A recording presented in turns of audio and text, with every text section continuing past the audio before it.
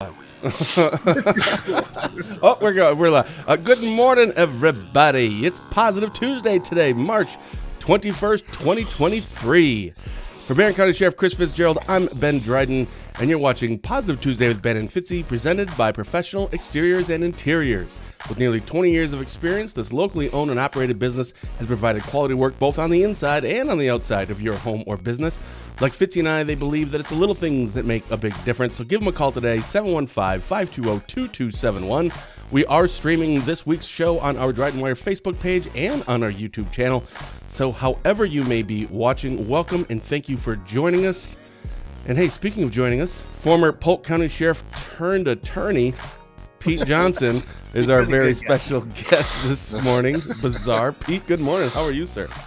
I'm good, Ben. I am very good. Aw, thanks so much for coming on. He had to get up first because he's an attorney. He had to wake him up early to get on the show. Yeah, I'm sure that's a fact. Well, you know, Ben, since it's been 5 years that you've asked me to come on, I had to kind of finally decide to. Well, geez, thank you. So I want to, obviously, for people who don't know you, I want to get into just a little bit about you, and then, you know, it's going to be the Pete Johnson show. But as always, that's a good show. Everybody's dropping off. Yeah, as our viewership just.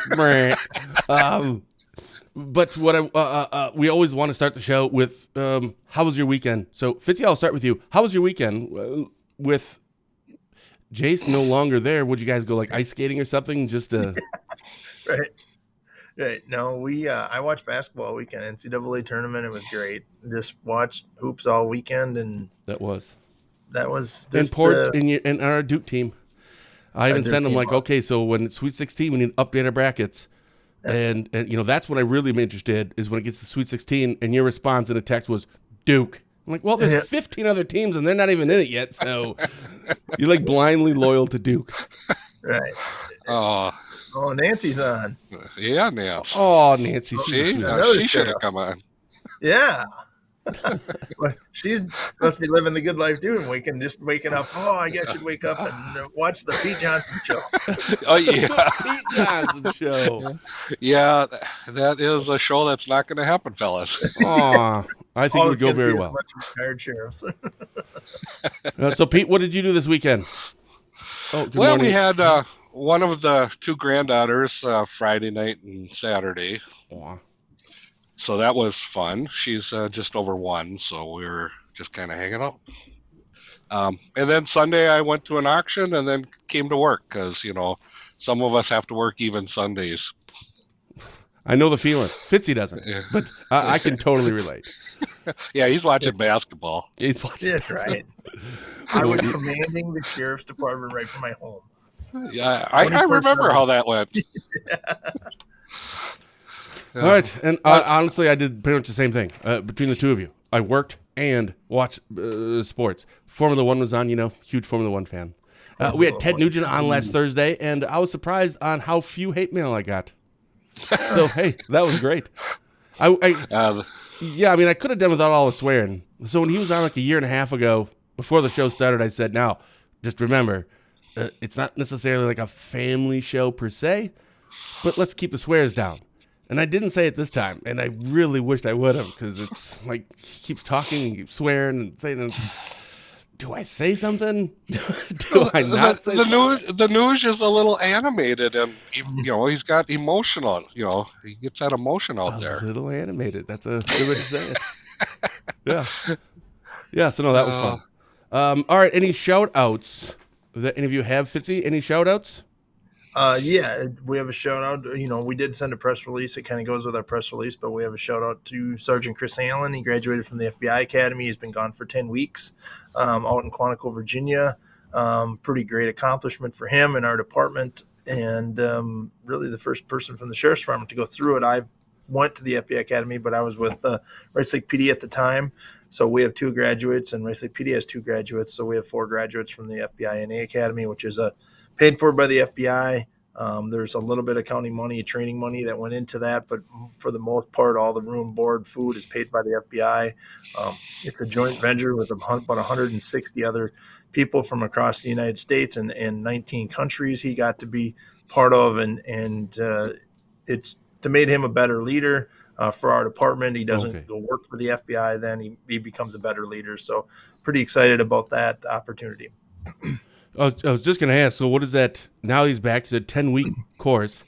Right. So let's say there's a situation, let's say, well, hopefully never again, but a similar situation like a Jamie Kloss where there's a lot of, FBI's involved.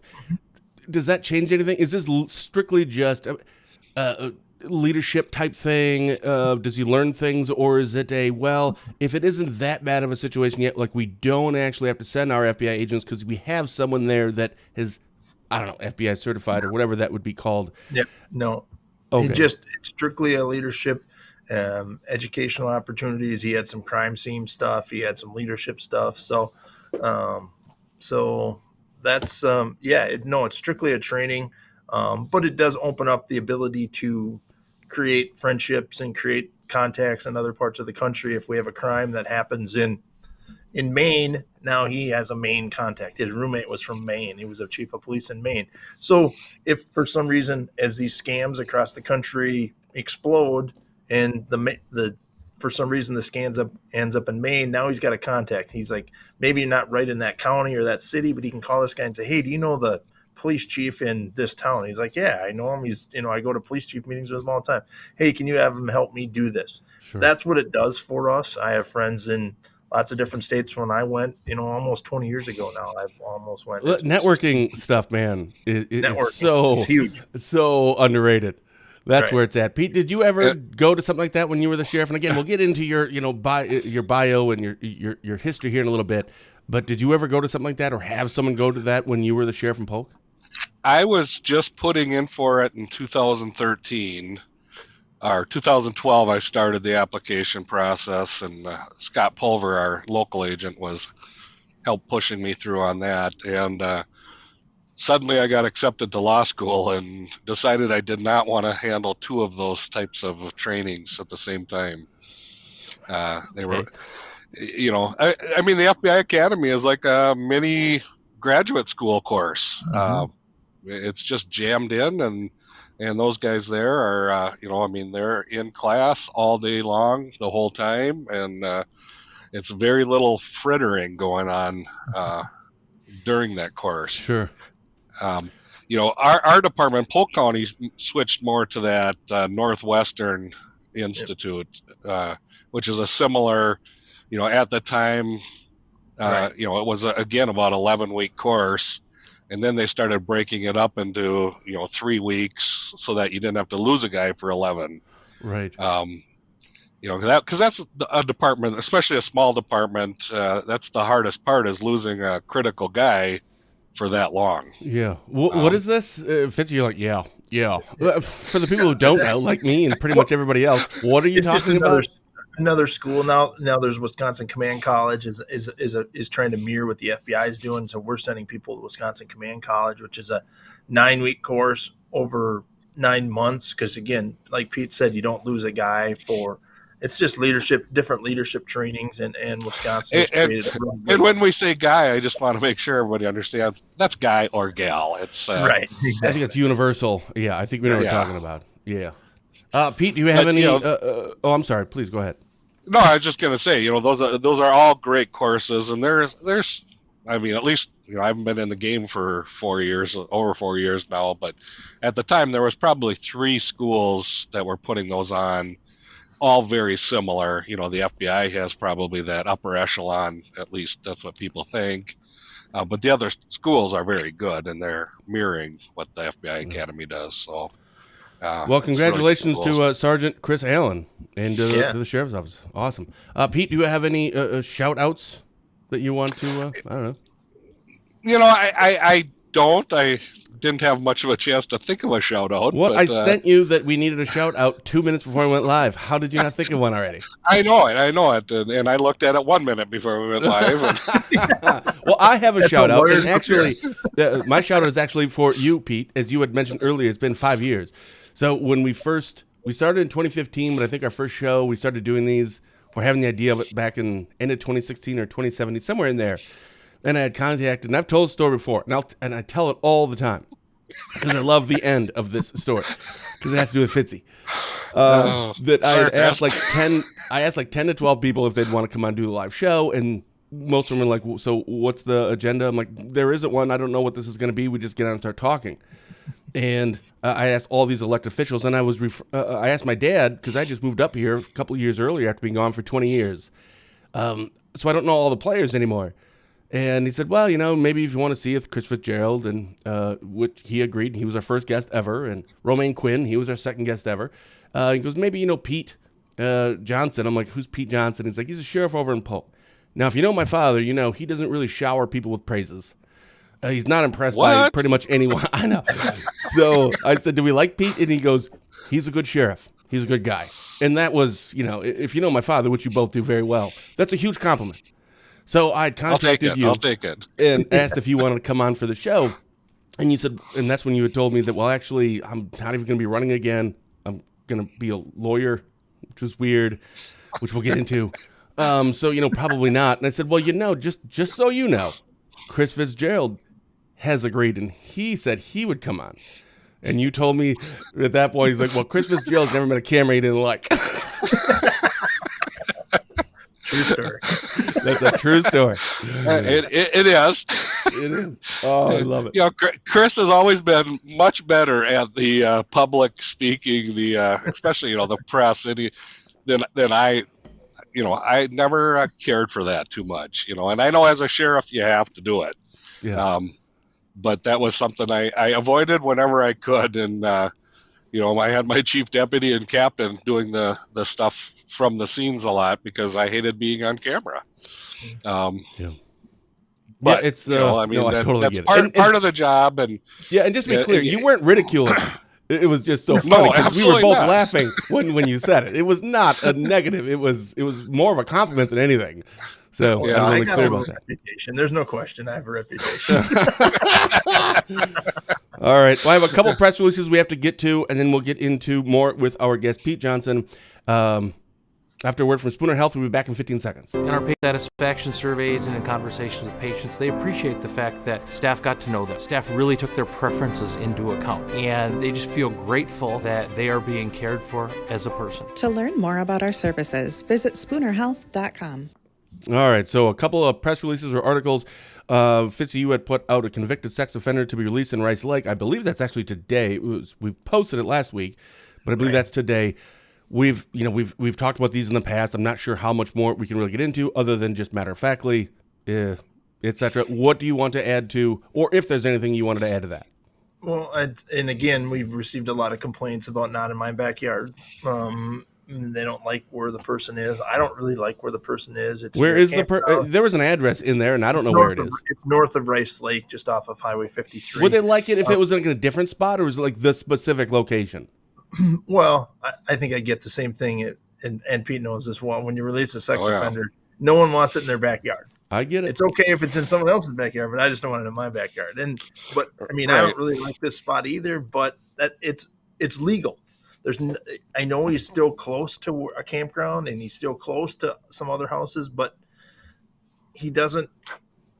There's laws and rules we have to follow, and the state of Wisconsin says the guy can be placed there. He can be placed there. There's nothing I can do about it. I can't stop him from being there. There's no legal law that I can say he can't be here. So he's not a violent sex offender. There's different rules for different sex offenders. So you have very little control. How much? Do you have any insight? Do they say, hey, we're thinking of putting this one person at this location? Any main or huge concerns here? Or I get it and I send it out to media and that's when we post it, but I have zero input on this.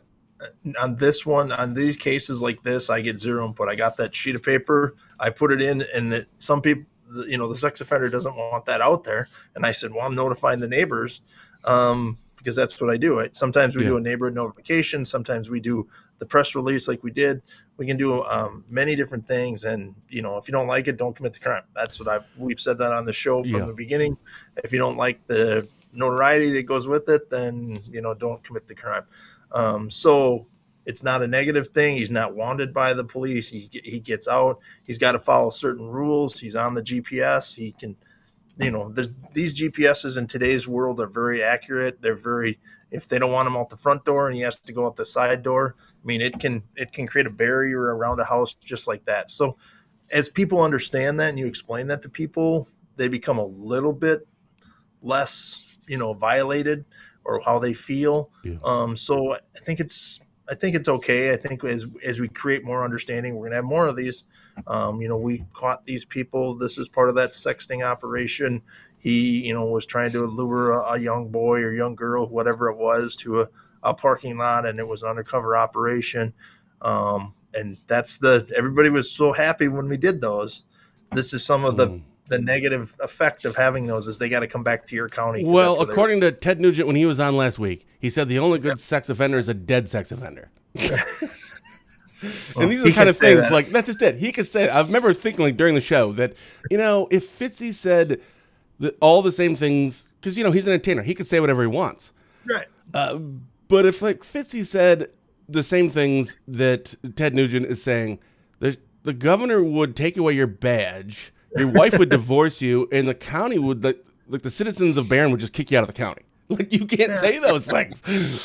But there's something about being political versus being, it's just different, right? Some sheriffs do it very good. The Polk County Sheriff, not in Barron County, but the Polk County in Florida, he does it really well. And he says, "Why did you stop shooting?" And he's like, "Because our people ran out of bullets." Ran out of bullets. I don't think I ever say that as sheriff, but maybe the Polk County, Wisconsin should. Maybe Brett Walk will do that. Maybe he'll tell you exactly what he thinks about anything when it comes to politics, and love him or hate him for it. That's what he does. Pete, now that you're not the sheriff, I would like to hear do you agree with Fitzy on what he was saying? And when you had to deal with these things, how did you deal with when people had concerns about this stuff? Yeah, I mean, that was the thing. When we did it, we'd get the notification that they were coming out. And all we could do is we had our little group that got together and decided what kind of a release we did. And then we moved forward with the release. We had very little say. It was pretty much probation parole that approved their housing situation. And unfortunately, there's a lot of places where they just couldn't live, and that limits, when they get out of prison, the law says they have to go back to the county they were convicted in. Yeah. And sometimes they have no ties to that county, which is even worse because they can't live with a family member or, a friend because they have nobody. So they're and it's either you put them in a house that and can control, or they release them and they're in the wind. And you can be homeless and be a sex offender, which we've seen. Yeah. Right. Which you're right. So if we just knew a lawyer that could take on the state of Wisconsin. What'd you say? I didn't catch that. I said if we knew a good lawyer that could just take on the state of Wisconsin.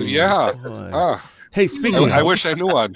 Yeah, and there's another thing that we sent out, but I'm pushing that to the end of the show, or maybe Fitzy, you and I will talk about it next week, because I want to get to Pete. So for people who don't know you, you were the sheriff in Polk County and then you turned attorney, but give us a bio of your career. Well, out of high school, I went in the Army, did the Army thing for a while, got out and started law enforcement in 1990. I was a Burnett County Reserve Deputy, and then in 93, I was hired at Tomah Police Department. So I was down in Tomah for 6 years. Wait a minute, what year? 93. How long were you there for? There's a reason 6 years. I'm asking. You know what? That's interesting. There was a Tomah, maybe, was it is that a county too, or is that just the city? Monroe County. Okay. There was like a campground there. Maybe it was like Three Bears or something. Yogi Bear. That's the one. Yep. So when I was 18, I went down there for a tractor pull, which I don't care about tractors or tractor pulls. But my friend wanted to go down there, and we were camping there. And then skipping. That's a story for another day. And one of the many things I've done dumb. We had underage drinking tickets. We had done a whole bunch of stupid things, not violent stuff, just So I had an underage drinking ticket when I was 18, and I never even drank in high school at all. So I wasn't didn't care about that stuff. I wonder if you were one of the people, because there was a lot of cops there that night. Arresting all. They didn't actually arrest us. They just, cited us and then had to go back down for, court date stuff.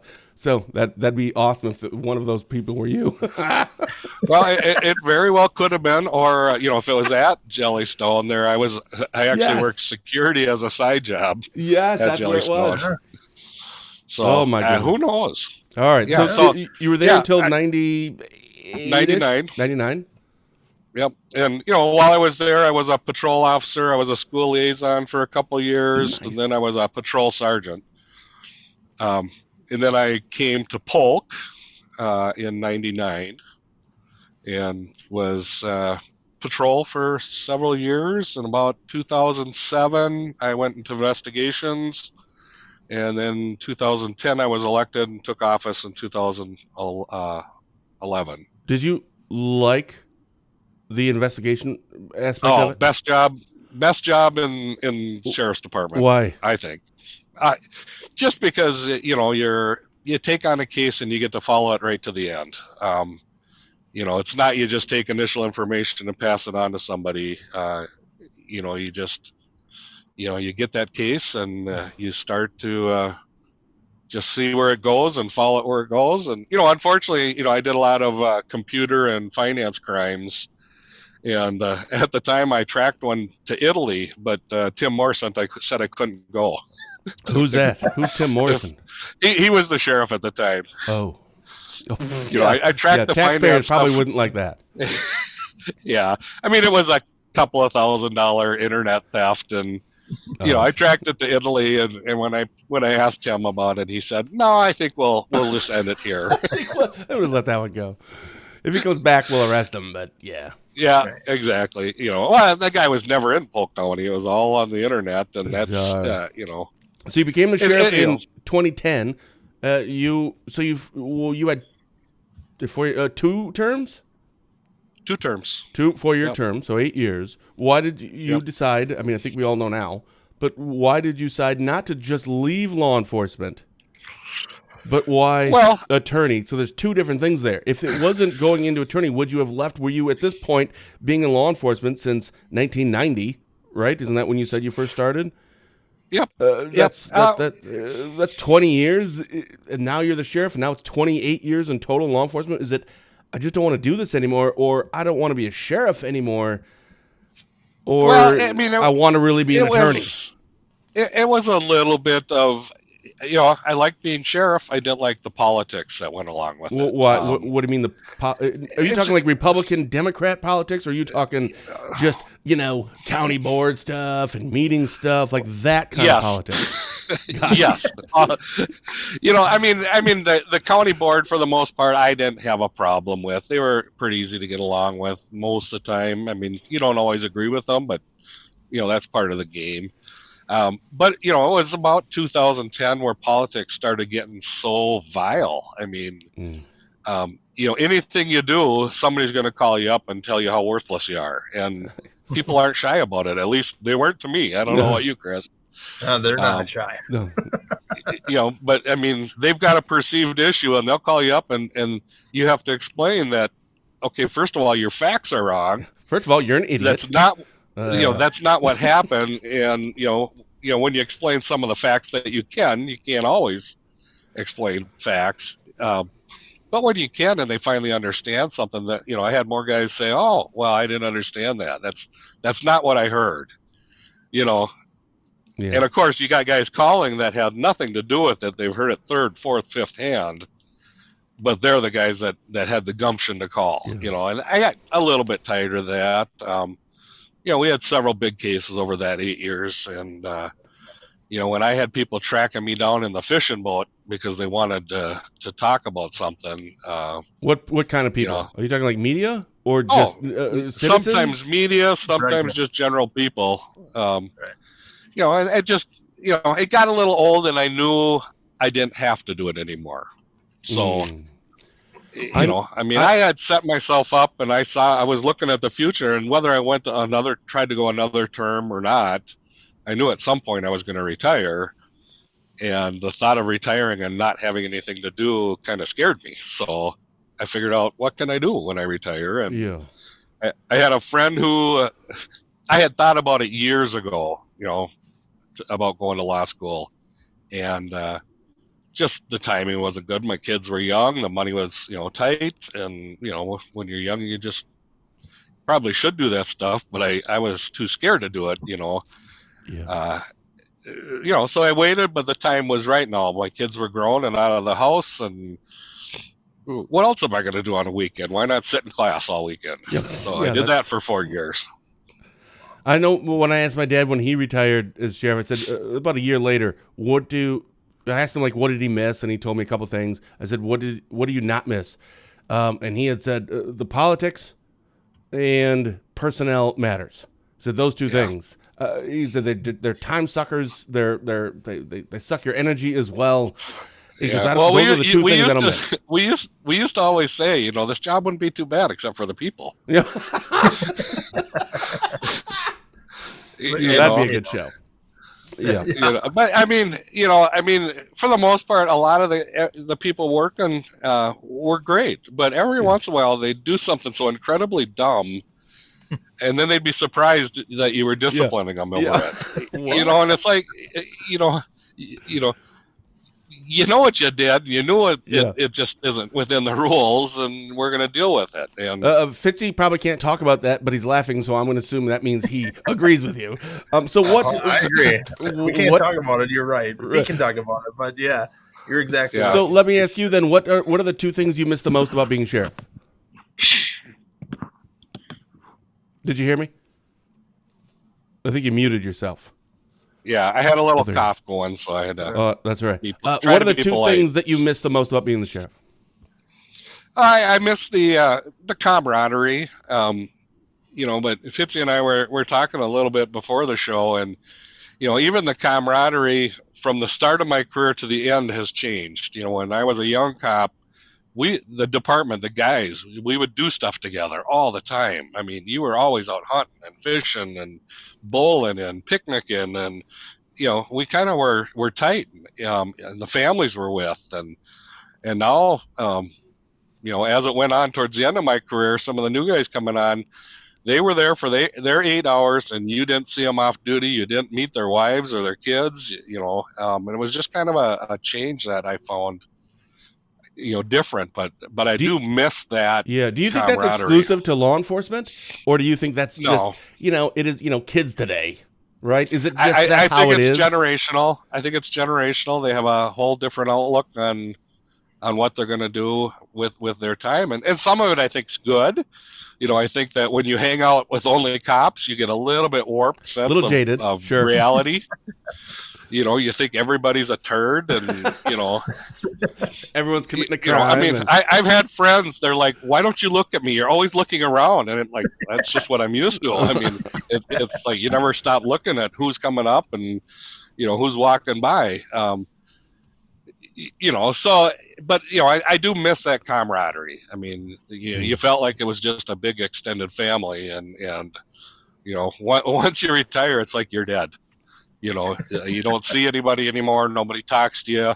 People ask me what's going on in the county. I have zero clue because I don't. You get still those live in reports Polk County, anymore. right? Absolutely. So you decided to go to law school. Now, law school isn't. Unfortunately we've seen a lot of people that have been in law enforcement. Our former chief deputy here. Well, it was Mike Richter, and then he went. He's doing. I can't remember what it is, but he has a couple things, right? That he does work. And then his successor, Nick Hellstern, I think last I heard, he was driving truck. He retired 51 or something, and he's driving truck. But this isn't okay, I think I'll just do this. Law school, it takes a while right? Well, Isn't it like 2 or 3, 4 years, something like that? Well, if you go full time, it's 3 years. And did you? I was going weekends. So when I started, the ABA actually had a rule that if you were working full time, you couldn't go to full time law school. So So you started law school while you were still the sheriff? Yep. And you did that the on weekends. Oh. So how long did it ultimately take you to get your degree? 4 years. I started in 2013. I graduated in 2017. Oh, there's Dad. Oh, there's the guy right there. I think he's talking about me. Yeah, I'm looking good. Thanks, Dad. I appreciate it. So you decided, so you knew that's what you wanted to do. When was it from the time you retired until you got your law degree? Did you get it before you retired, or did you still have more time to put in? No, I got my law degree. I graduated law school in 17, and then I took the bar right after. Right after that. And then Did you pass it the first time? Yes, thank God. That was a horrible experience. I heard it's just a nightmare. Yeah. If you can imagine a 2-day test, half multiple choice, half essay. So it's 6 hours a day for 2 days. But the multiple choice are not like a typical multiple choice. They give you one answer that's like just 180 degrees from the right answer, but it's the correct statement, or it's 180 degrees from the right answer. So you read it and you're like, that sounds right, but it's just backwards. Then they give you a right answer. Then they give you a more right answer, and then they give you a right statement of the law, but it's the wrong law. So every answer sounds right. There's no obvious, well, that's wrong. Right. And you have to study for 27 different areas of the law, and they only test you on about 7. But you don't know which. But you don't know which, so you have to study them all. So that was probably the worst part, and it was 5 months of studying before I took the bar, and I only wanted to do it one time, and I won't take it again. So what field did you go into then? Well, I mean, once you get your law license, you can work anything you want. But right. I kind of chose estate planning, probate, and I do a little bit of real estate. The deeds and. What's probate?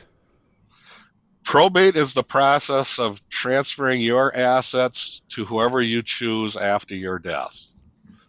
Isn't that just like in a will? What's that, Fitzy? Well, all the bills.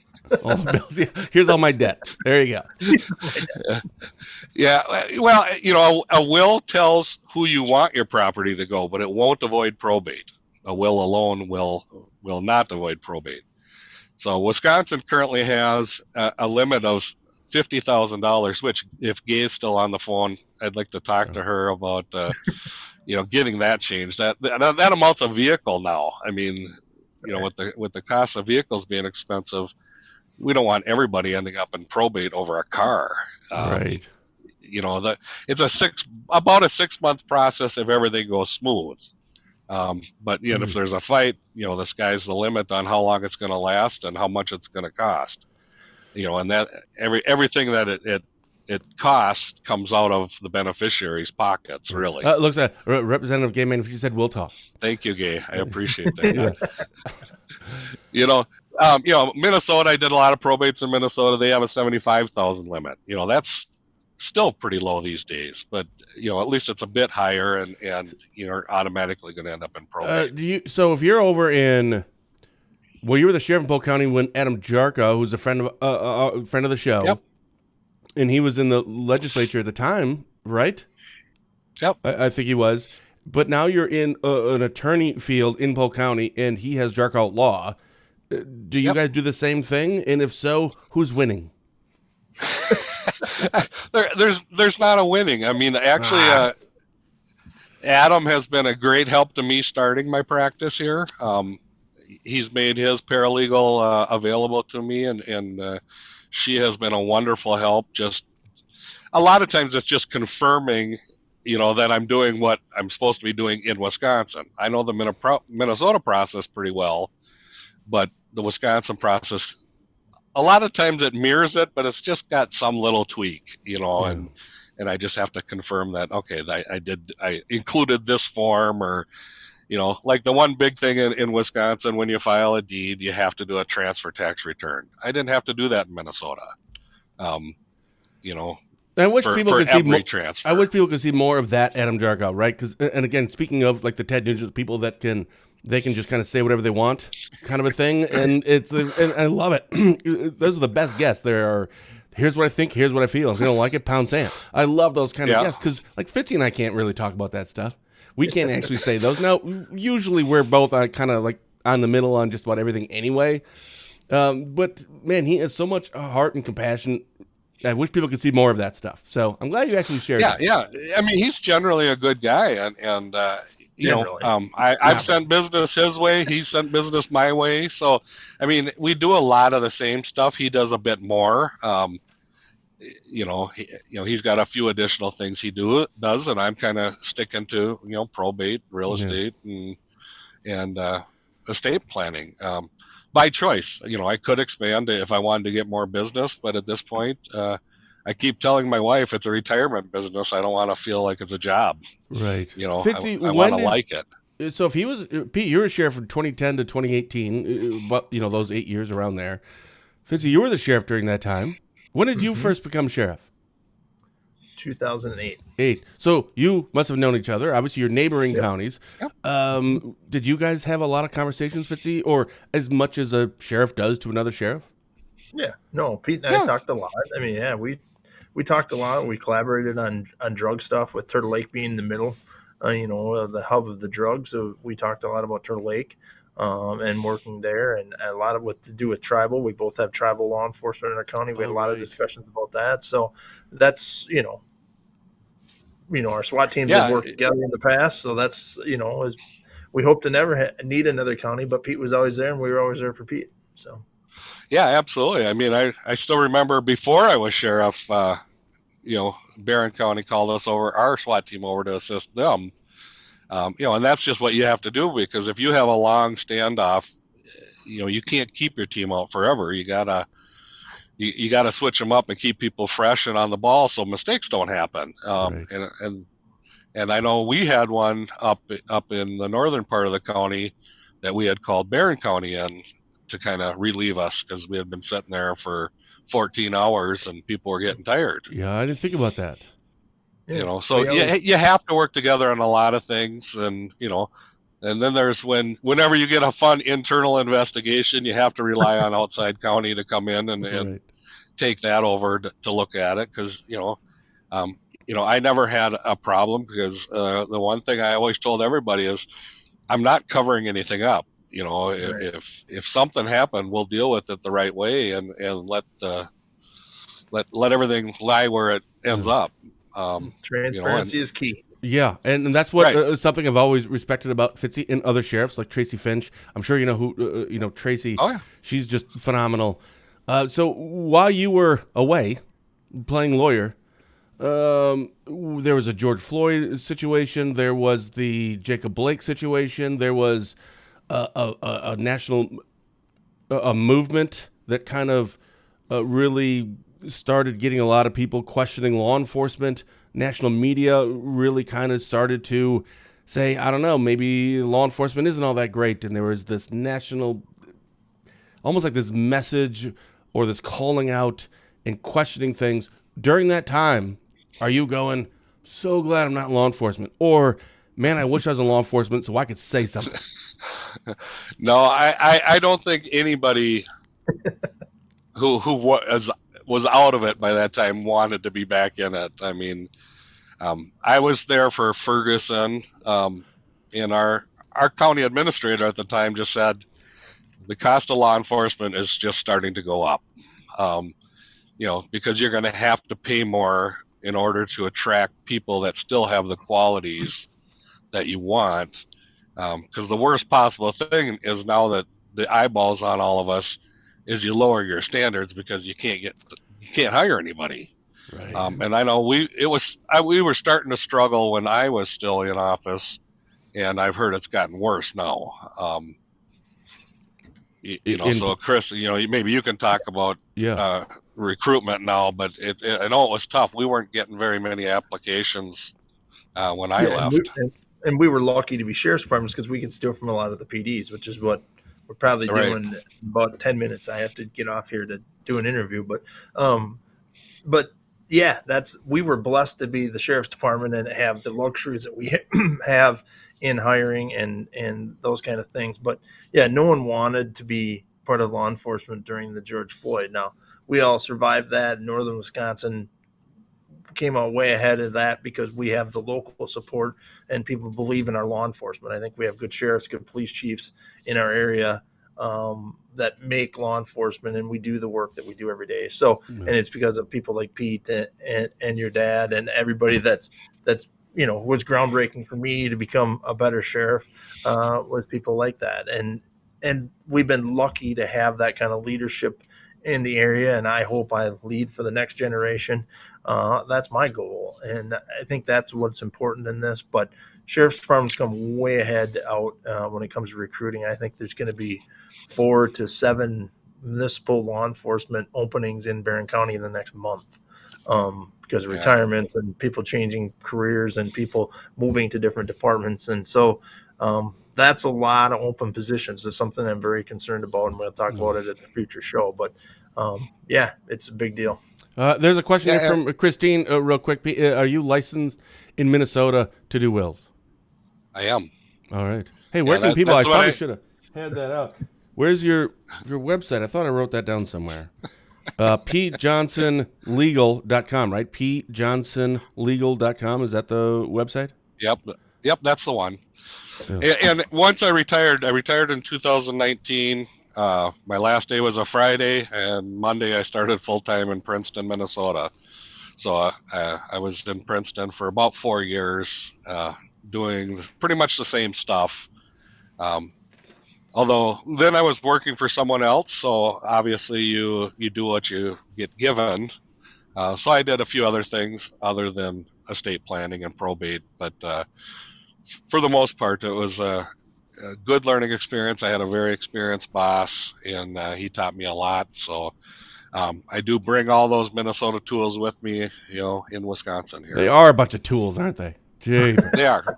Every one of them. It's just like that. It's just like that utility bat, the utility belt that Batman here wears next to us. Yes. Well, Dirk Miller is giving our forecast, which means we're at a 45-minute mark. So we're going to put that up. Forecast some rain and snow later today through early Thursday morning. Mainly rain, 4 points. So rain. Warm Friday. Ooh, nice. Nice and warm still. Friday through Sunday. Oh, that's nice. Yeah, we're going to enjoy the weekend. Yeah, no kidding. Well, Pete, thanks so much for coming on. What do you have coming up this week outside of work? Real quick, are you following the Supreme Court race at all? Yes. I'm kind of aware of. Yeah. Okay. I mean, I looked at that, and I've tried to watch their interviews. And I think tonight isn't their one and only debate. Isn't that today or tonight? I thought. I know. I'm pretty sure it is. Tell us. I didn't get a chance. I'm pretty sure it's today or tonight. Somewhere. Yeah. With politics, maybe, or I'm not really sure where that is. There's a question that's going to be on the ballot about bail reform. Any quick thoughts on that? Is this a good thing, or is it no? The way that it is right now is perfectly fine. No, I think there definitely has to be some changes, and I think what they're proposing is good. I mean, you've got people saying, well, it's only going to be higher cash bail, and I think it gives the judges the ability to keep a lower bail if the circumstances are right, but up it if the circumstances are. I never thought about that. Yeah, they're pushing all higher. Fitzy's all like, oh yeah, how do you not know that, man? You didn't think about that either. You're just like my dad. You always have to know. I just read the article. I mean, the political right and the political left make their arguments only pushing their primary point, but in reality, I think it's a good thing. And I got thinking again about the last kind of bail thing when they tried to bring bail bondsmen back, and I think that is about the worst thing we could do. Why? Because the only people that get that it helps are the bail bondsmen, and if they end up having to pay something out, they just go bank. Their LLC goes bankrupt. They start a new LLC and start all over again. I mean, California is owed millions of dollars by bail bondsmen companies that have just gone defunct, and and for that, once you pay that bail, you don't get it back. That's the bail bonds fee. Where if it's a cash bond to the court, that goes towards your ultimate fee. In theory. Or back to the person, right. Yeah, or back to the person. So, right. I think a lot of it, what we have is okay. I mean, then there's the argument of the social justice argument, and, I get it, but if you're poor and can't afford bond, maybe you shouldn't do the crime. Well, that's what Fitzy always says. Can't afford it. I know a good way to, not have to worry about it. Right. Don't do the crime. Pretty simple. And I know innocent people have been accused. I get it. Me too. I get it. It happens, and I get it. And, what can you do? It's not a perfect system. It never will be. Well, humans are flawed. Come to find out. Yeah. Fitzy, what do you have coming up this week? Sounds like you have an interview to do with someone here in a few minutes. But what do you have coming up later this week? We're doing bingo at the library on Thursday night. That should be a big night. We've got lots of prizes for the kids and the adults, and bingo. Good interaction for our youth, and free pizza at the What do you mean library. we? The sheriff's office? The sheriff's department sponsoring bingo that night. We've got a grant to do that. So we'll be at the Rice Lake Library because our library is better than your library. Nope. And yep. And our librarian won librarian of the year for the entire state of Wisconsin. Yeah. Well, largely due to us, but still. That's right. So, no. She was on our show, Pete, and then all of a sudden 2 weeks later, she was on our show, and then 2 weeks later, she gets like the librarian of the year. I mean, I'm just saying, you guys, you were an investigator. You don't believe in coincidence, right? You're not allowed to. The Pete Johnson law just took off, man. It just skyrocketed. Pete Johnson law. Yeah. All right, and I think this Thursday I will be having Dan Kelly back on for the third time. The Janet, I don't know how to say her last name, hasn't asked to come on, so some people have asked us. Yeah, what? Thank you. Say that again. I think it's Protasewicz. Only because I see the commercials all the time. Oh, yeah, I know. Yeah, and literally, and by the way, here's a little tease. So I don't actually plan for any of these shows, as everybody knows, because they're so terrible. But I literally have one thing I'm going to ask Dan as soon as it comes on, is that I see all the commercials. So at this point, can you confirm or that you're pretty much the Antichrist? Because it's just, you're like the worst person on the planet looking at these things. So no, that'll be fun show on Thursday. And I think I have someone on Friday, but I can't remember who. Other than that, that's it. That's a wrap, guys. Awesome. Thanks, Pete. Right. Appreciate it. Yep. Thank you so very much. Yes, please, anytime, come on and keep commenting and ripping on Fitzy. I love that stuff. For Barron County Sheriff Chris Fitzgerald, I'm Ben Dryden, and you've been watching Positive Tuesday with Ben and Fitzy, presented by Professional Exteriors and Interiors. With nearly 20 years of experience, this locally owned and operated business provides quality work both on the outside and on the inside of your home or business. So give Brian a call today. The number's right there on the screen, 715-520-2271. Special thank you to former Polk County Sheriff turned attorney Pete Johnson for joining us, and I think just increasing the overall IQ of the show, which is always nice. Fitzy, now see you back now here. 3. One each. Love it. Fitzy, now I'll see you right back here next Tuesday. So until then, thank you for watching, and as always, have a blessed